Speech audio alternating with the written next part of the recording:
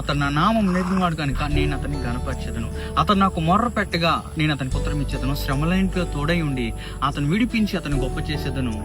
దేవుని వాక్యం మనం చూసినట్లయితే ఈ యొక్క గ్రంథాన్ని మోషే రాసి ఉన్నాడు. అతను నన్ను ప్రేమించున్నాడు కనుక నేను అతన్ని తప్పించాను. నిజముగా దీన్ని నువ్వు ప్రేమించినట్లయితే దేవుడు ఖచ్చితంగా నీ జీవితంలో ప్రతి పరిస్థితి నుండి ఆయన తప్పిస్తాడు. బైబిల్లో రాయబడింది, సామెతల గ్రంథంలో రాయబడింది, నన్ను ప్రేమించేవారిని నేను ప్రేమించదను, నన్ను జాగ్రత్తగా వెతుకువారు నన్ను కనుగొందరని దేవుని వాక్యం సెలవిస్తుంది. కనుక నీవు దేవుని ప్రేమించినట్లయితే దేవుడు ఖచ్చితంగా నీ జీవితంలో జరగబోయే ప్రతి పరిస్థితిని కూడా ఆయన తప్పిస్తాడు. అందుకే అతను నన్ను ప్రేమించున్నాడు కనుక నేను అతను తప్పించదు. అతను నా నామం ఎరిగిన వాడు కనుక. ఎందుకంటే మనము దేవుని నామం ఎరిగినట్లయితే దేవుని నామము గొప్పది. బైబిల్ మనం చూసినట్లయితే కీర్తన గ్రంథంలో రాయబడింది, కొందరు రథములు బట్టి గుర్రములు బట్టి అతిశయపడదురు కానీ మనమైతే యెహోవా నామమును బట్టి అతిశయపడుతుంది. కనుక యెహోవా నామంలో శక్తి ఉంది. కనుక మన జీవితాన్ని మనం సమర్పించుకొని దేవుని మనం ఎప్పుడైతే ప్రేమిస్తున్నామో, ఆయన నామాన్ని ఎప్పుడైతే ఎరుగుతామో, ఆయన మనకి మనం మొర్రపెట్టగా ఆయన ఉత్తరవిస్తాడు.